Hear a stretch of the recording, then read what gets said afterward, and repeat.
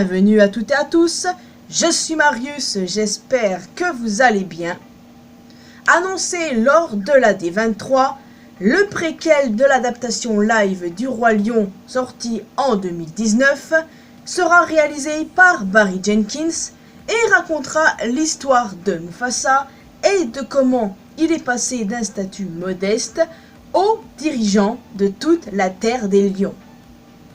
Parallèlement à l'annonce, un trailer a été présenté à la D23, un trailer que seules les personnes qui y étaient présentes ont pu voir. Et ben nous, on n'est pas près de l'avoir ce trailer, en sachant bien que le film devrait sortir en salle le 5 juillet 2024. Date US, j'entends bien. Mais en tout cas, on n'est pas près d'avoir ce trailer, même si j'ai vraiment hâte, parce que personnellement, ça m'intrigue pas mal. Va falloir attendre. Mais bon, alors oui, même si nous, on n'est pas prêt de voir ce qui se passe dans ce trailer, il y a des récapitulatifs de ce qui a été montré à la D23 sur le film qui ont été mis en ligne, que ce soit sur des forums ou bien sur les réseaux sociaux. Et je sais pas, mais d'un côté, j'aurais aimé ne pas être au courant de ce qui se passait dedans, mais d'un autre, c'est pas plus mal parce que on peut en discuter ensemble. Mais bon, si vous ne voulez rien savoir, eh ben, arrêtez-vous ici, ça vaut mieux. Mais en tout cas, moi, j'ai très envie de connaître vos retours et vos ressentis à ce sujet. Donc, on va commencer dès maintenant. Alors, dans ce bref trailer, on y voit un petit Mufasa tomber dans une rivière. Et il y a Rafiki qui dit, je cite, « Un lion sans une goutte de sang royal a changé nos vies à jamais. » Et d'après le réalisateur, Barry Jenkins, Mufasa est un orphelin qui a dû parcourir le monde tout seul. Et du coup, cela voudrait dire que Mufasa a été adopté par la famille royale.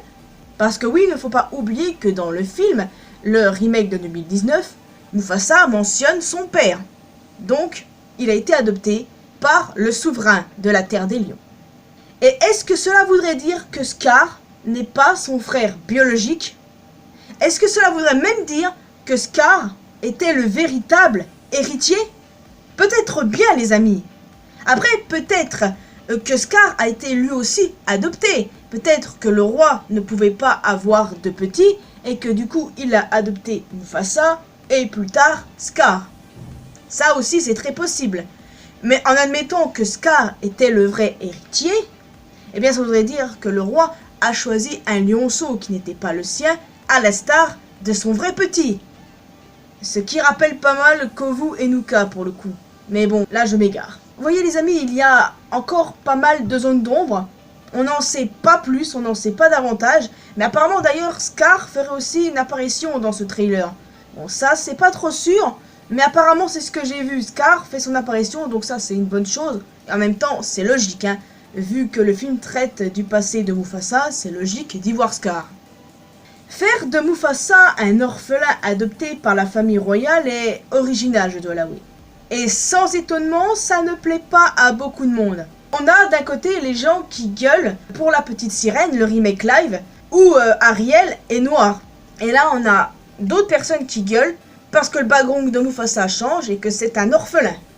Bon, ça peut se comprendre. Pour Mufasa, je parle. Pour La Petite Sirène, c'est une autre histoire. Je sais pas si j'en ferai une vidéo parce que je risque de m'énerver, mais bon.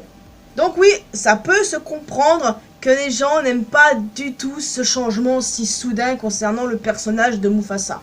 Je le comprends. Mais on en sait encore trop peu. Ça ne sert à rien de s'exciter. Clairement, ça ne sert à rien. Il faut tout simplement patienter pour en savoir davantage sur ce préquel. C'est comme ça que fonctionne moi, hein. Quand on ne sait pas beaucoup, tu évites de te faire un avis direct. Parce que voilà, il y a beaucoup trop de gens qui s'excitent sur les réseaux et ça m'a gonflé. Parce que moi personnellement j'ai été hypé quand on a enfin eu un logo et une date pour le film Mufasa. Et quand les petites fuites récapitulatives sur le trailer sont sorties, c'est vrai que j'ai été débutative, mais seulement un peu parce que il faut attendre d'en savoir plus avant de se faire un avis définitif. Il faut aussi attendre la sortie du film. Puis d'ailleurs, il y a de super bons points. Les gens à la D23 ont dit que c'était beaucoup plus coloré. C'est une des choses que j'avais aussi à reprocher au remake live de 2019, c'est qu'il y avait trop peu de couleurs. Et là, ça va changer. Et ça, c'est super cool. Bah, personnellement, je suis curieuse de savoir ce que vous avez pensé de tout ça et quel est votre ressenti. D'ailleurs les amis, je rappelle que ce film se déroulera sur 2 timelines différentes. La première, où Rafiki, Timon et Pumba raconteront l'histoire de Mufasa à un petit, sans doute l'enfant de Simba et Nala, et la seconde, où l'on verra le passé de Mufasa. Et franchement, bah moi en fait j'ai super hâte quoi. Les gens ont détesté le remake de 2019, ce qui n'est pas mon cas, et ils sont nombreux à appréhender ce film, ce qui est normal. Mais moi j'ai juste quelque chose à leur dire à ces gens. Détendez-vous un peu. C'est vrai que ça peut faire flipper à première vue, vu tout ça, vu le changement concernant le personnage de Mufasa et tout, mais s'il vous plaît, relax, relax. On en sait trop peu les gars, donc arrêtez de vous exciter s'il vous plaît quoi. Puis dès que j'en apprends plus sur ce film, eh bien je vous tiens au jus sur les réseaux sociaux, bien évidemment. C'est vrai que je suis pas trop active sur mon Twitter de base, mais bon, je pense que ça va changer et je vais tout faire pour. Voilà. Donc voilà, qu'est-ce qu'on doit retenir? Eh bien, que Mufasa est un orphelin, que le rôle de Scar est inconnu pour le moment, même s'il y a moyen que ce soit le véritable héritier. Qu'il y aura plus de couleurs dans ce film, qu'on a sorti en 2024, le 5 juillet précisément, date US, et que le film se déroule en 2 timelines différentes. Voilà. Ce sont les choses principales à retenir concernant ce préquel. En tout cas les amis, je vous laisse ici. C'est normal que cette vidéo ait été courte. C'était en gros pour vous parler de ce préquel. D'ailleurs oui, je suis d'accord pour dire que le logo, du moins le titre du film est assez simpliste. Pas trop original, mais bon. Donc tout ce que je peux vous dire les amis, c'est de laisser un commentaire en me donnant votre avis là-dessus. Vous pouvez aussi me laisser un petit pouce bleu, ça fait toujours plaisir d'avoir un pouce bleu. Vous pouvez aussi me retrouver sur mes réseaux sociaux, Facebook, Twitter et Instagram évidemment. N'hésitez pas aussi à rejoindre la communauté mariusienne sur Discord.